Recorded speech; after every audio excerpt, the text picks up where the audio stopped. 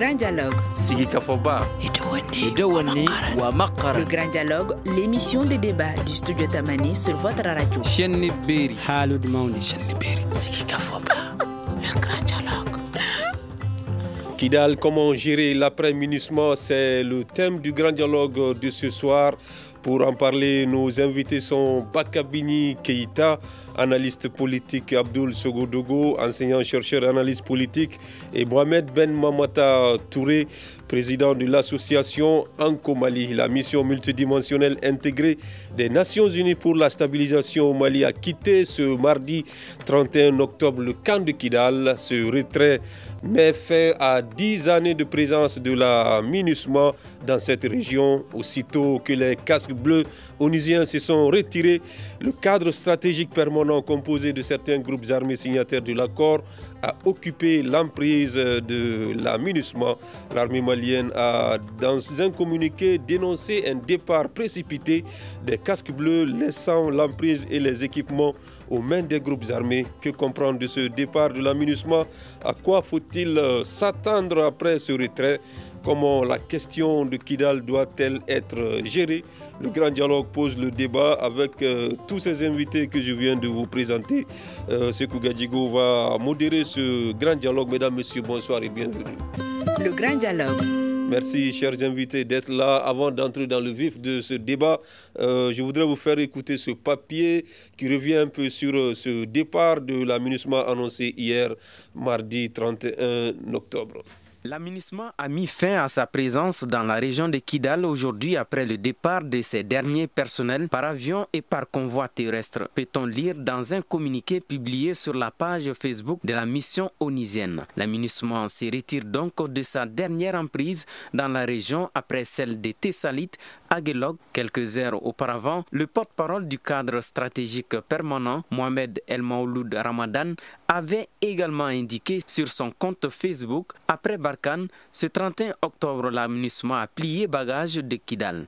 Désormais, la ville est sous contrôle total du CSP-PSP. Dans un communiqué, les forces armées maliennes disent avoir constaté avec regret le retrait de la MINUSMA du camp de Kidal. Elles déplorent qu'une fois de plus, cette emprise n'a point fait objet de rétrocession comme stipulé dans le calendrier d'occupation des emprises MINUSMA. Cette situation de départ précipité de la MINUSMA met en péril le processus entamé et menace la sécurité et la stabilité de la région de Kidal, poursuit la note.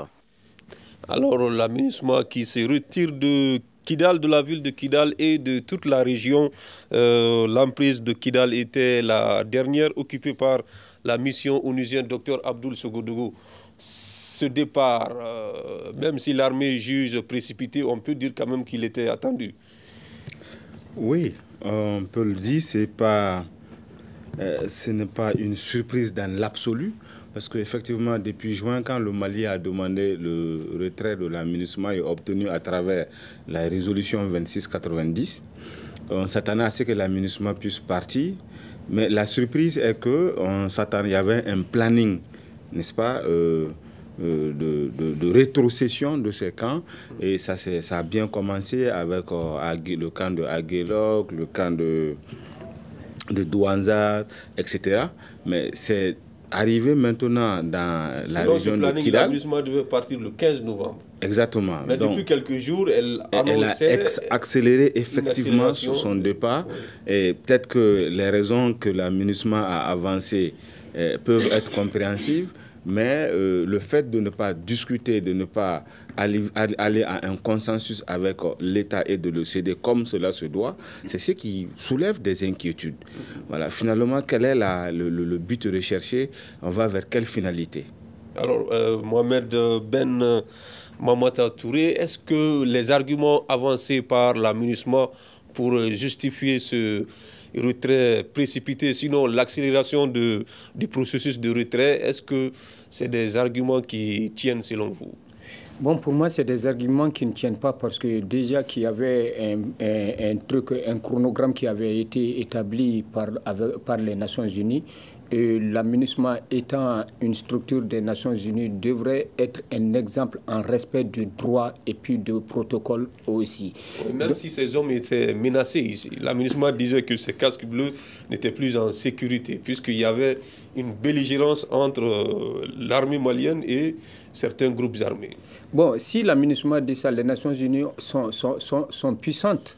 Les Nations Unies pouvaient aussi essayer de faire sortir par une autre voie en essayant de mieux sécuriser les contingents de l'aménagement. Donc, il ne serait-ce que quand ils prenaient l'entente avec les autorités maliennes, ils avaient dit que la sécurité de l'aménagement, du personnel de l'aménagement et de tous les équipements revient aux autorités maliennes. Donc, le fait qu'aujourd'hui le Mali est en difficulté, nous avons des trucs un peu partout. Donc, dispersés, nous ne pouvons pas faire autre que ce que nous sommes en train de faire. Et aujourd'hui, c'est aux Nations Unies de prendre d'autres mesures, d'autres dispositions afin de sécuriser le convoi et le personnel de l'aménagement. Donc, si ça n'a pas été fait, la faille vient des Nations Unies. Donc, ça veut dire qu'ils l'ont fait expressément. Parce que même depuis qu'ils ont quitté Ber précipitamment, on sent qu'il y avait quelque chose qui sentait. Donc, ça n'a pas commencé par Kidal. Et depuis Ber, eux, ils devraient attendre jusqu'à ce que l'armée malienne vienne pour faire la rétrocession et donner les clés des camps à l'armée malienne. Mais si elles n'ont pas fait ça, donc ça veut dire que tous les discours que l'aménagement est en train de tenir, c'est des discours qui ne tiennent pas du tout. Alors, Bakabini, partagez-vous cette analyse de M. Touré? Bon, écoutez, je salue d'abord Gadjigo, vous-même, et puis l'ensemble de vos collaborateurs de Studio Tamani. Permettez-moi également de saluer mes co-débatteurs et puis les auditeurs et téléspectateurs de Studio Tamani. Ceci dit, moi je dirais que on ne peut pas s'attendre d'une situation de complot. On ne peut pas s'attendre de la sortie de la sincérité, de la bonne collaboration, parce que depuis le départ, l'aménagement, sinon même toutes les interventions étrangères au Mali ont été, ça a été un complot. Nous avons, chacun de nous se rappelle de ces propos du feu Django Sissoko, Premier ministre de la Transition, qui a dit que le Mali n'avait jamais demandé à la France une intervention aérienne et une intervention au sol. Donc, ils ont juste demandé à la France, dans une lettre, une intervention aérienne. Et ça, on l'a transformé en une intervention terrestre. Et donc, c'est à partir de là qu'il y a eu Barkhane, qu'il y a eu finalement l'aménagement. Et donc, on s'est retrouvé dans cette situation. Comment vous voulez, donc, de cette situation de complot, de migmag, de stratagème, de subterfuge, donc, comment vous voulez qu'on puisse s'attendre à quelque chose de potable, de clair et de sincère de la part de ces gens? Quand on sait aussi que dans les récentes déclarations de certaines autorités françaises, dont on a déjà prévu la division du Mali, mais mieux que ça, on a dit comme la prise du pouvoir par la force, notamment au Mali, au Sahel, dans deux pays, à savoir le Burkina Faso et le Mali, que cela a été une occasion, en tout cas, pour mettre à terre les intérêts de la France. Sauf ici, on ne parle pas de la France, on parle des Nations Unies, de l'aménagement. Gadjigo, en réalité, l'aménagement au Mali, parlons-en. C'est les Nations Unies? Oui, mais j'ai dit l'aménagement au Mali, parlons-en. Oui, c'est les Nations Unies, mais attention, c'est les Nations Unies qui ont donné, qui ont voté une résolution donc pour que l'aménagement se retire. Donc on ne peut pas essayer aussi une erreur, ça sera une erreur conceptuelle de vouloir ramener l'aménagement aux Nations Unies. L'aménagement est un démembrement, est un outil, un dispositif des Nations Unies, je suis d'accord avec vous, mais on ne pourrait pas ramener l'aménagement aux Nations Unies. 1. 2. Ce qu'il faut aussi noter, c'est que l'aménagement au Mali, donc dans sa grande majorité, est constitué, et notamment au niveau de sa direction, c'est la France qui occupe pratiquement tous les postes de responsabilité. Et vous connaissez le rapport aujourd'hui, la France avec le Mali. Donc le fait que les choses se terminent ainsi, je crois que j'étais sur ce plateau il y a 1-2 semaines avec Tounkara, on le disait ici, qu'il n'y aura pas de collaboration, il n'y aura pas de retrait ordonné et concerté de l'aménagement jusqu'au bout, surtout en ce qui concerne le cas de Kidal, que les Français, en tout cas, considèrent comme un enjeu stratégique. D'ailleurs, rappelez-vous quand il y a eu, en tout cas, la reconquête des territoires que les groupes armés avaient occupés, et donc tous les territoires avaient été libérés à un moment donné, sauf la région de Kidal. Arrivé à Kidal, on a interdit l'armée malienne. Oui. Donc, vous voyez, donc tout cela et sont des indices qui pouvaient en tout cas nous dire que la rétrocession de Kidal n'allait pas se passer dans l'amiable. Alors, c'était prévisible selon Bakabini, mais docteur Sogodougou, est-ce que quand on regarde le processus, on a vu que beaucoup d'emprises ont été rétrocédées à l'armée, en tout cas de façon beaucoup plus tranquille, conventionnelle, que ce soit à Ogosagou, que ce soit à Ménaka, que ce soit d'autres emprises, mais c'est dans la région de Kidal, à partir de la région de Kidal, que les problèmes ont commencé. Est-ce que quelque part, la MINUSMA, on ne peut pas comprendre sa position, ses inquiétudes par rapport à la sécurité, puisque après, avec la reprise de la belligérance entre les deux parties? Oui, et ça c'est l'argument avancé par la MINUSMA, une sorte de recrudescence, une détérioration progressive de la sécurité. C'est ce qu'on voit dans le communiqué de la MINUSMA. Mais effectivement, il y a des enjeux. Il y a des enjeux, comme vous le savez tous, et mes co-débatteurs l'ont évoqué, chacun à sa façon. C'est que vous avez les groupes armés qui considèrent que cette zone, notamment la région de Kidal et certains camps du Nord, doivent les revenir parce que ce sont des zones supposées être leurs zones de cantonnement et donc qui sont supposées contrôler. Mais ça ne colle pas avec l'autre lecture qui est que la MINUSMA est au Mali sur la base d'un accord avec l'État malien, avec le gouvernement malien. Et quand la MINUSMA doit partir, elle ne reconnaît que l'État malien. Et tous les accords, notamment que ce soit l'accord d'Alger, voilà, les accords de Ouaga, etc., tous les accords vont sur la base de l'État unitaire. Et c'est à ce niveau-là qu'il y a justement ce déchirement. Et on a vu avec les communiqués de la CEMA qui dit entrer même en guerre parce que la CEMA entend contrôler justement ces zones-là. Et donc, pour la MINUSMA, elle exposerait ses membres à des violences. Mais ça, ce n'est pas quelque chose qui est nouveau en soi, en fait. Ce n'est pas nouveau. Et je pense que ça ne devrait pas, quelle que soit la montée de la tension, cela ne devrait pas justifier, c'est-à-dire un retrait désordonné de la MINUSMA, parce que ce retrait désordonné, s'il n'est pas traité suffisamment par les acteurs en face, ça peut dégénérer effectivement la situation sécuritaire. Je dis ça pour deux raisons. Parce qu'on a vu dernièrement, dans ce qu'on a appelé parfois dans les médias, une montée ou peut-être une aggravation de la situation sécuritaire, on voit que les attaques actuellement sont plus dirigées contre les populations civiles que contre les bases militaires. C'est de moins en moins qu'on voit ce genre d'attaques. Ça veut dire que, d'une certaine façon, ce qui est avancé par le gouvernement malien, qui est de dire qu'il y a un combat contre les groupes djihadistes, ça étaye cette thèse-là.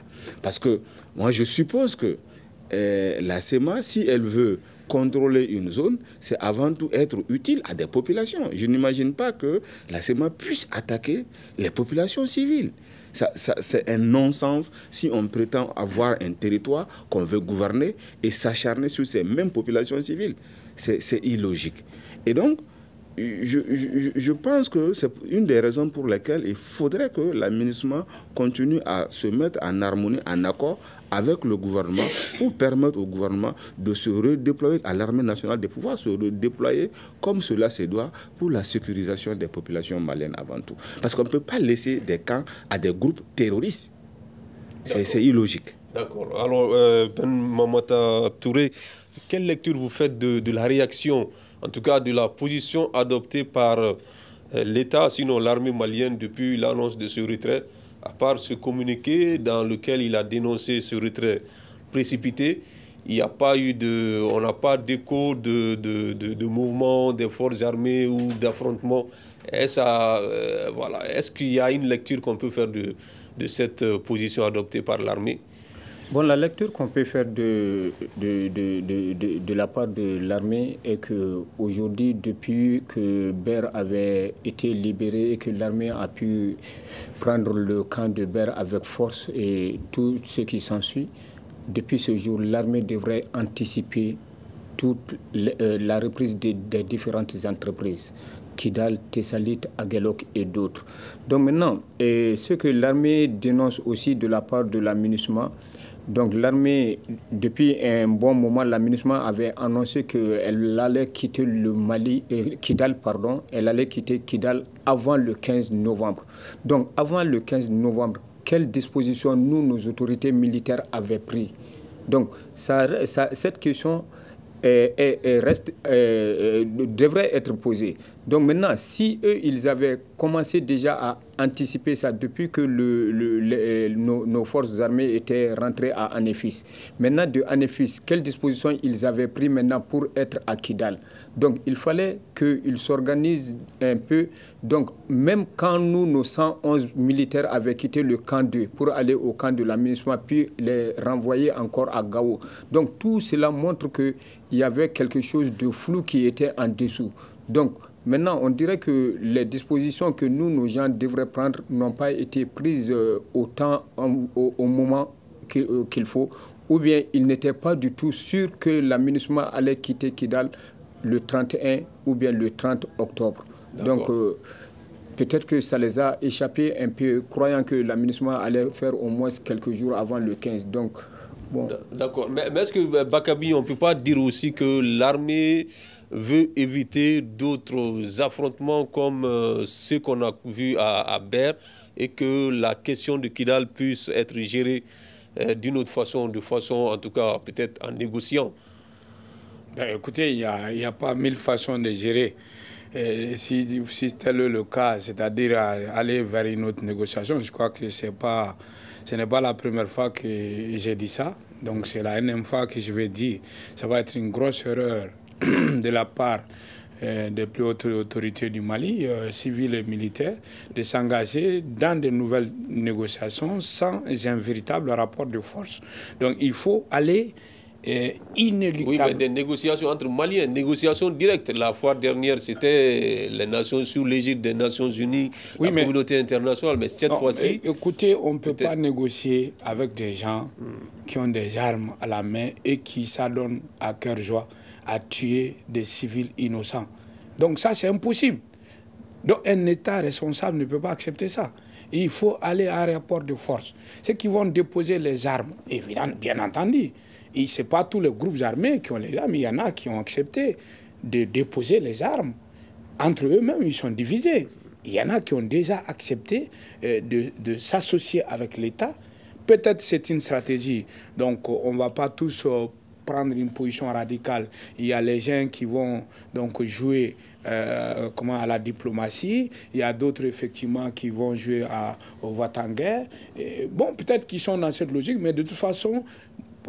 en ce qui concerne le gouvernement malien, je pense que effectivement, il y avait des voix qui s'étaient élevées un moment au niveau politique, social, etc., pour demander au gouvernement d'aller à des négociations donc pour un cessez-le-feu, donc pour éviter un rapport de force à Kidal. Pour moi, c'est ça l'erreur. Donc il ne faut pas rentrer dans ce jeu. Donc c'est un jeu dangereux. Aujourd'hui, il faut le dire clairement et avec courage, aujourd'hui, accepter d'aller vers une nouvelle négociation sans un rapport de force militaire, bien entendu, avec les gens qui refusent de déposer les armes. Et pour moi, c'est effectivement aller vers la partition de notre pays. Et donc ça sera dommage. Je pense on va vers un affrontement.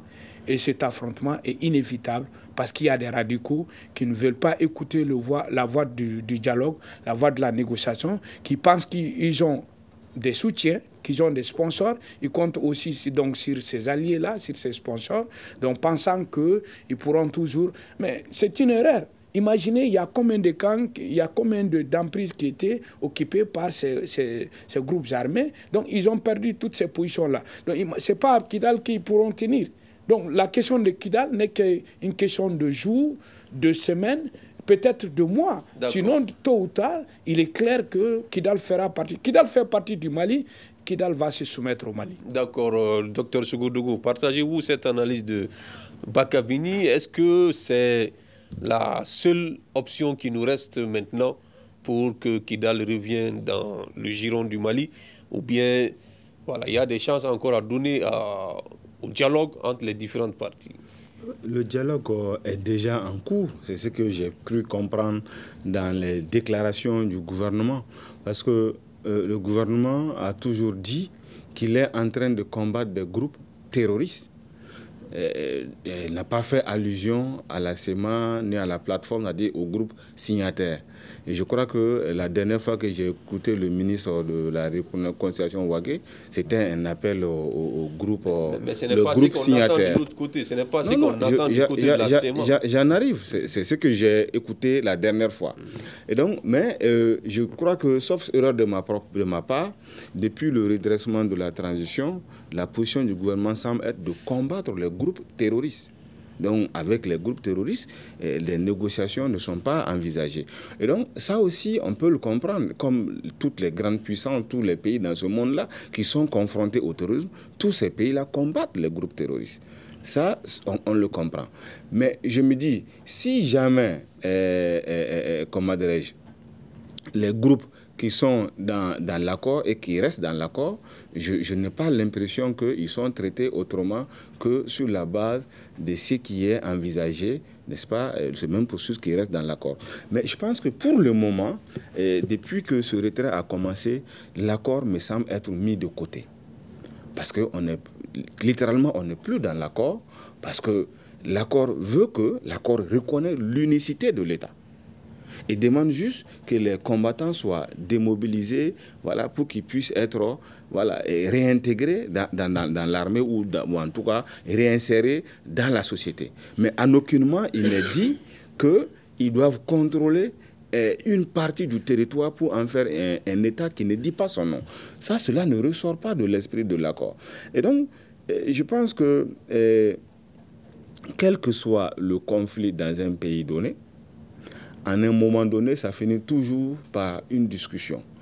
Mais tant que le moment aussi n'est pas venu, cette discussion n'est pas possible. Là où nous en sommes aujourd'hui, je pense que les deux acteurs sont à un point que j'appelais de non-retour parce que chacun veut aller au bout de sa logique. Notamment le gouvernement, l'État tient à s'installer sur l'ensemble du territoire national et certains groupes aujourd'hui tiennent à garder le contrôle de certains territoires qu'ils ont eus pendant un certain temps.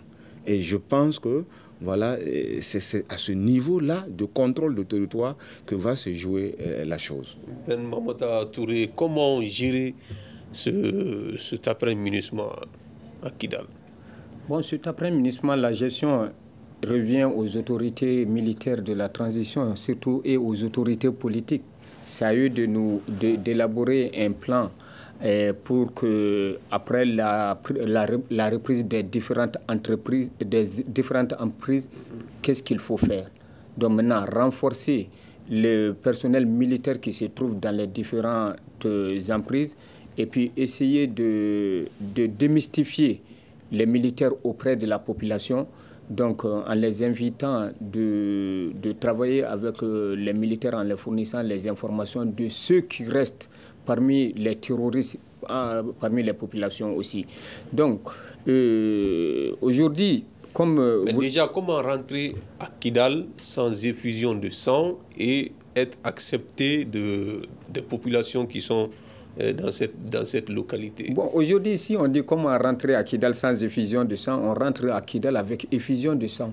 Parce qu'on ne peut pas se laisser faire aussi par des bandits, par une minorité qui ne représente même 0,01% de la population kidaloise.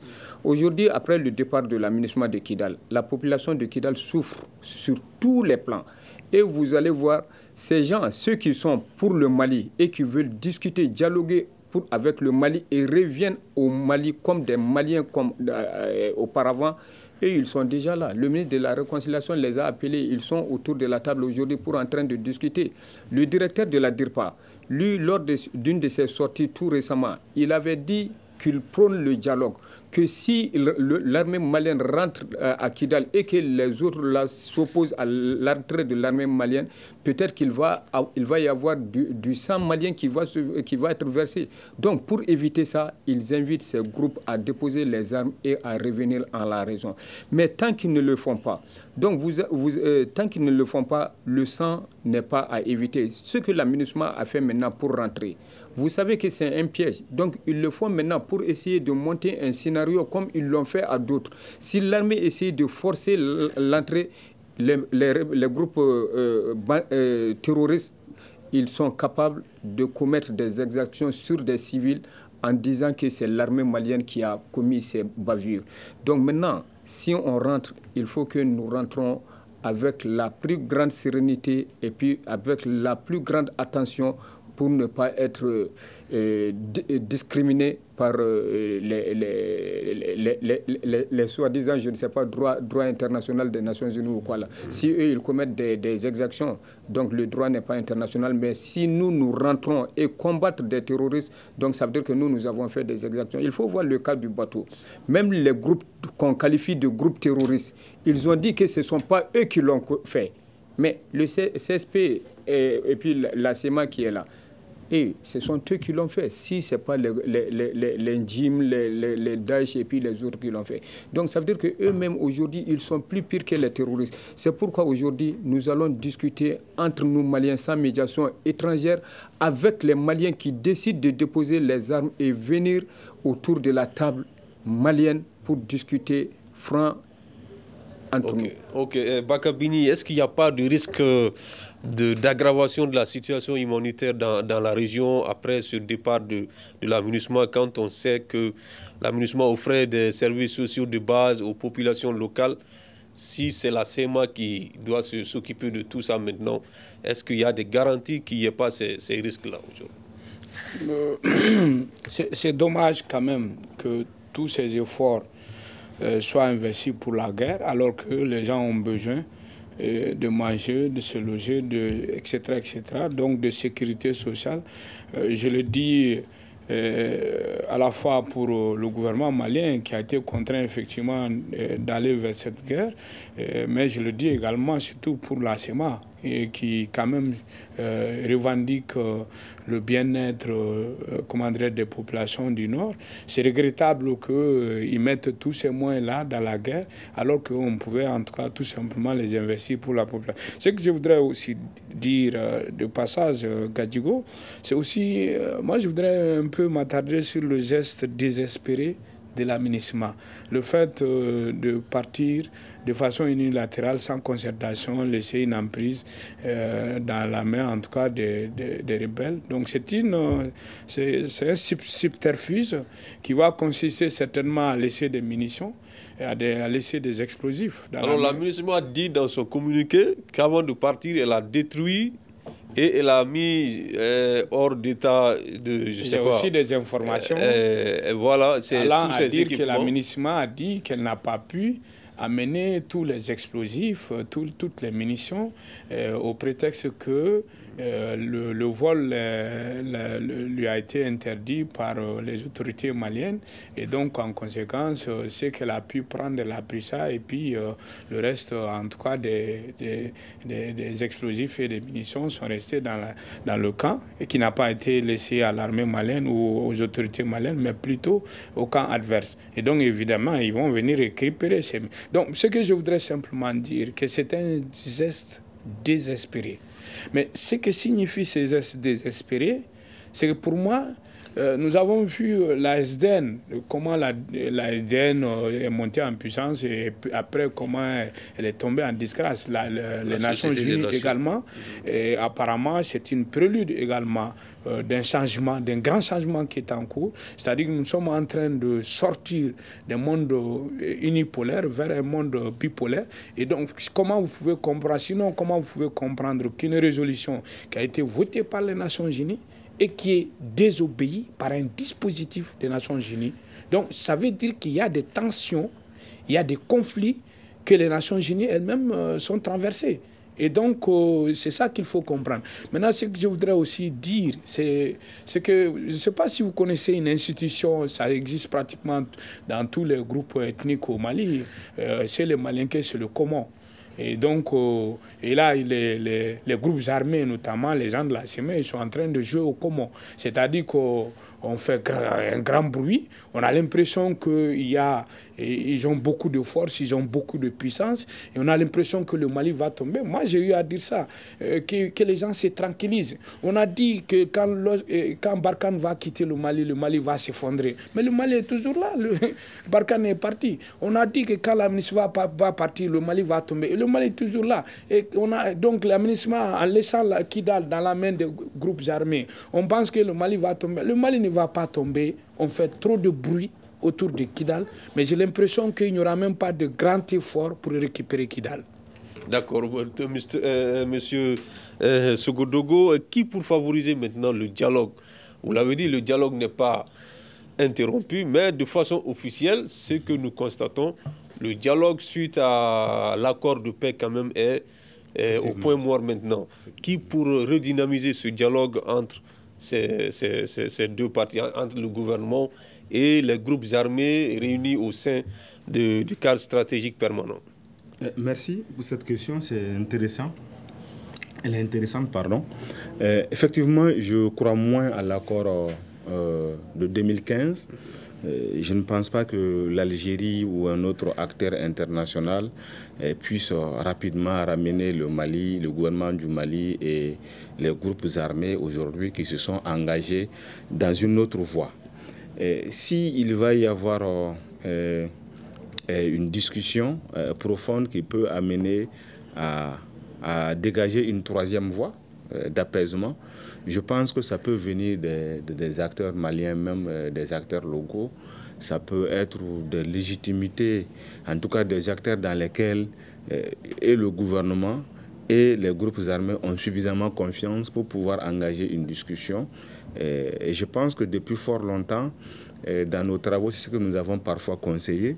Les accords internationaux permettent d'arrêter tout de suite le conflit, c'est-à-dire l'affrontement violent. Mais il y a des déchirures profondes dans la société qu'il faut réparer. Et pour les réparer, il faut revenir au mécanisme de chaque communauté, de chaque société, pour essayer de voir comment on recouvre ces plaies-là, les repenser pour pouvoir aller de l'avant. Donc je pense qu'il faut miser d'abord le cadre officiel qui est déjà là, l'espace de discussion autour du ministre de la Réconciliation qui existe jusqu'à preuve de contraire, la renforcer avec des mécanismes endogènes que nous avons de façon classique de gestion des conflits. C'est sur ces genres de mécanismes que je peux fonder espoir, mais sinon l'intervention internationale pour réguler ce conflit, ça m'étonnerait que cela puisse fonctionner, en tout cas à court terme. Je ne le vois pas. Alors, les positions quand même deviennent de plus en plus distantes, hein, même ce qu'on peut appeler les personnes ressources, les autorités locales. Nous sommes en train de constater, même au niveau du CNT, on voit que des responsables des groupes armés du Nord qui étaient au CNT, certains ont annoncé leur démission. Aujourd'hui, sur quoi on peut s'appuyer pour vraiment redynamiser ce dialogue-là? Bon, le dialogue, on peut s'appuyer là-dessus. C'est pourquoi je disais qu'on pouvait dialoguer entre nous, Maliens, sans médiation étrangère, à travers nos légitimités traditionnelles, coutumières, les communicateurs traditionnels et même les religieux. Vous voyez le cas de Tombouctou, le blocus qui était sur Tombouctou. Ce n'est pas la communauté internationale qui a fait qu'aujourd'hui les camions rentrent. Ce n'est pas la communauté internationale qui a fait qu'aujourd'hui les cars puissent quitter Bamako et d'autres localités pour Tombouctou. C'est parce que les légitimités coutumières et les notabilités de Tombouctou se sont levées et ils se sont mis ensemble en mettant le maire de la ville au devant des choses. Ils sont allés pour aller rencontrer leurs enfants, d'après ce qu'ils disaient. Parce que lors d'une rencontre des ressortissants de Tombouctou à la pyramide ici, quand nous avions pris part, c'est ce que les ressortissants de Tombouctou avaient dit. Ils disent ces gens qui sont là à prendre les armes, à mettre le blocus sur nos différentes villes, ce sont nous, nos enfants. Ce sont nous, nos frères. C'est un de nous. Pourquoi ne pas aller vers eux, discuter avec eux, savoir ce qu'ils veulent et ce qui les empêche et ce qui les pousse à mettre cela. Donc, ils ont fait ça à Bamako. Quand ils sont rentrés à Tombouctou, ils ont mis une commission en place. Et ils sont partis les rencontrer et ils ont eu gain de cause aujourd'hui. Pourquoi ne pas faire ça à Kidal, à Gao et dans toutes les autres localités du Mali où il y a un problème? Vous savez, aujourd'hui, nous sommes en crise de leader. Si je dis leader, nous sommes en crise de leader religieux qui est écouté, de leader politique, de la société civile et même des personnes ressources qui aujourd'hui pouvaient aller voir une organisation ou bien une structure et discuter avec eux. Aujourd'hui, tout le monde parle du Mali, mais personne ne veut travailler au nom du Mali. Si vous dites, venez, on va se mettre ensemble pour essayer de mettre une coordination ensemble, aller faire des pourparlers avec nos frères qui sont égarés, qui détiennent les armes. Il y a beaucoup qui disent que vous et nous, on ne voit pas la chose de la même façon. Ou bien on ne peut pas le faire ensemble parce que nous ne sommes pas du même camp. C'est le problème de camp ou de personnes qui a fait qu'aujourd'hui, nous n'avons pas un leader digne de ce nom, qui est écouté et qui est suivi par tous. Sinon, le cas de Tombouctou est un exemple palpable qui est là. Et maintenant, les régions du Nord et autres, on peut se mettre ensemble, choisir par exemple, on prend l'amanokal de Kidal. Hein? Ou bien comment on dit, les traditionnalistes qui sont là-bas, Tombouctou, Gao, et puis les religieux, les imams, et puis autres. On crée une bonne commission et on les envoie en mission. Mais ça ne peut pas se faire sans le mandat de l'État. Il faut que l'État s'assume et que l'État s'implique aussi. D'accord. Nous avons posé la question à des Maliens, qu'est-ce qu'ils pensent de comment gérer cet après-munissement à Kidal. Qu'est-ce qu'ils pensent de ce retrait de l'amunissement? Ils nous ont répondu, je vous propose d'écouter ce micro-trottoir réalisé à Bamako ici. En tant que citoyen de Tombouctou, je pense que le départ précipité de l'amunissement, c'est quelque chose qui, au risque, n'est-ce pas, de se retrouver entre les affrontements. Je crois que l'amunissement a dû quitter Kidal. En principe, l'amunissement devait respecter ces délais impartis là. Ensuite, faire la remise du camp aux FAMA avant de partir, ce qui n'a pas été fait. Faire tout pour que vraiment la paix puisse régner sur toute l'étendue du territoire, qu'on puisse exercer notre souveraineté sur l'ensemble du territoire du Mali et avec l'appui de tous les Maliens aussi. Alors, tout le monde n'est pas pour la guerre. Hein. Il y en a qui sont pour le dialogue, pour les négociations, contrairement à Bakabini, qui pense que voilà, ce serait une erreur d'aller vers des négociations encore une fois.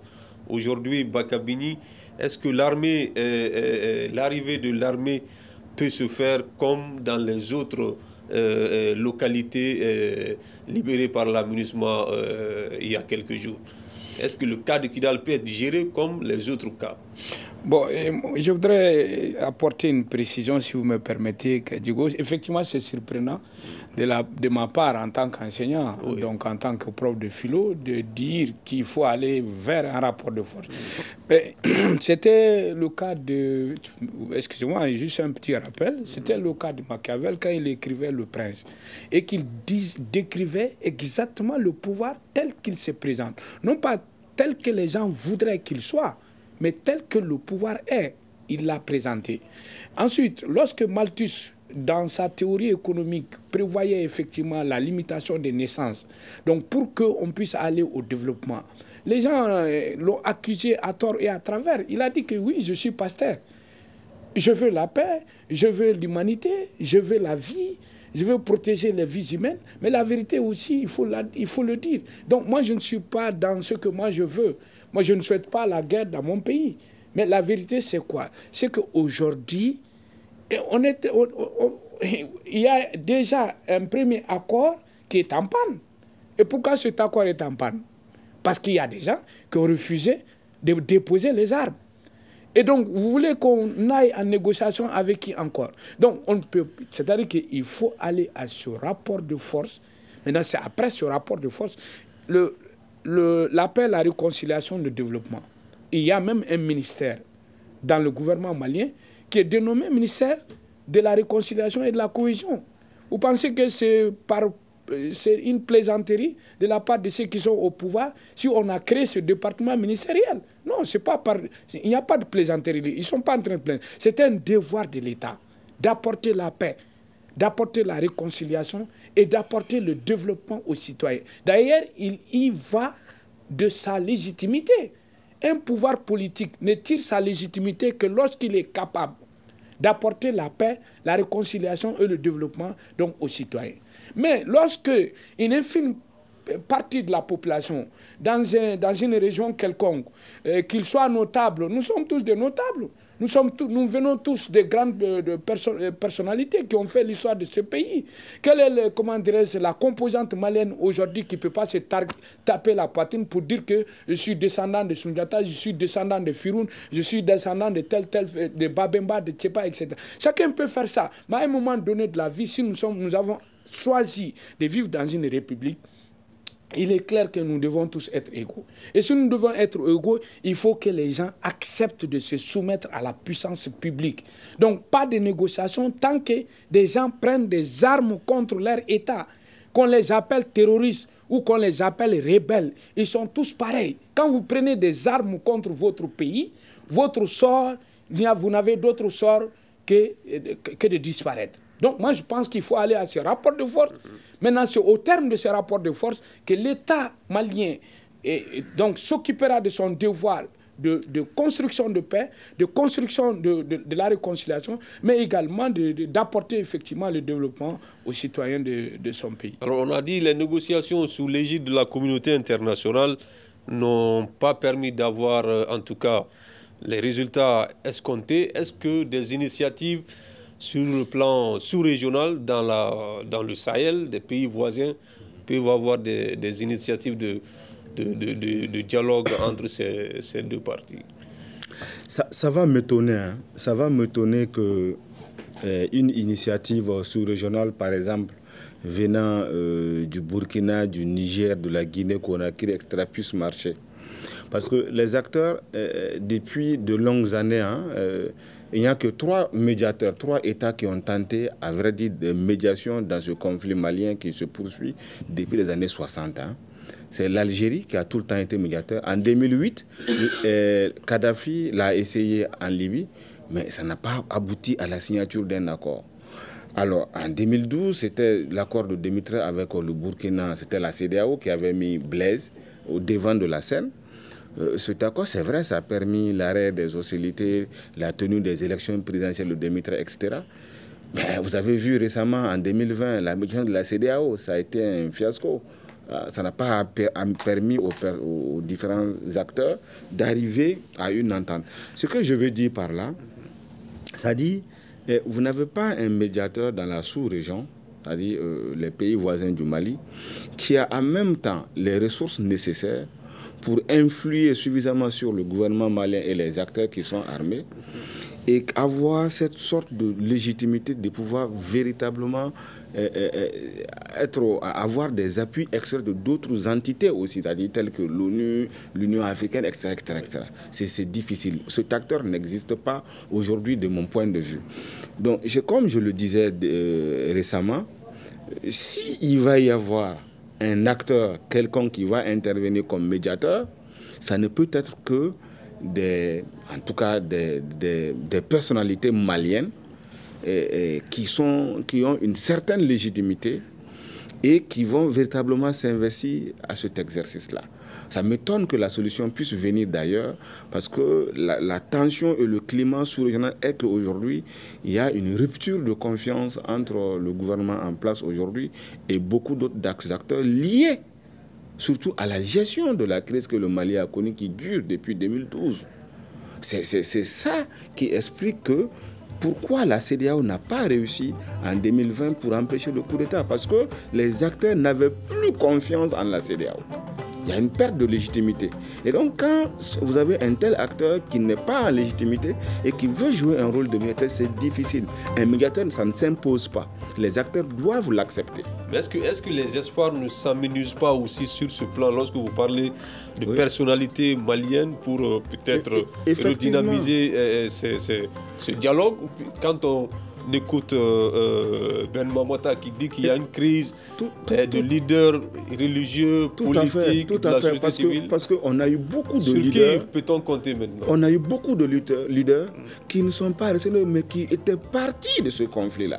Et qui, au fur et à mesure, on commence à se rendre compte que certaines personnes qui avaient de la légitimité au début du conflit en 2012 étaient très proches de certains groupes et qu'aujourd'hui, de plus en plus, ces acteurs-là parfois perdent leur légitimité.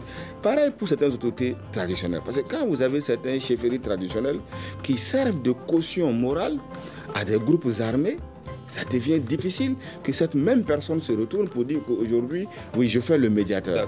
D'accord. C'est difficile. Ben Mamata, les espoirs peuvent être reposés sur qui maintenant pour qu'on évite le pire, quoi?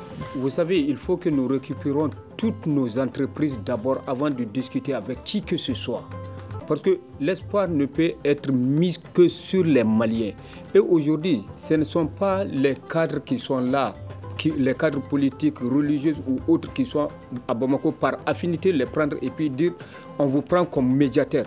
Aujourd'hui, je vous dis sur ce plateau, il y a des hommes qui sont dans ce pays, qui peuvent aller dans la forêt, dans la brousse, pour aller rencontrer ces gens avec les armes, pour les parler franc-jeu. Parce que l'exemple de Farabou qui est là, ce n'est pas le président du Haut Conseil qui est parti en forêt, mais c'est un Malien qui s'est mis au service du Haut Conseil, du Haut Conseil islamique pour aller faire choisir la libération de Farabou, ne serait-ce que 3 mois et quelques jours. D'accord. Donc, on peut dire qu'il y a toujours des gens sur qui on peut compter. Je crois qu'on va s'arrêter là, puisqu'il est 19h. Nous espérons que ce problème va se résoudre sans qu'on en arrive à ce que Bakabini propose.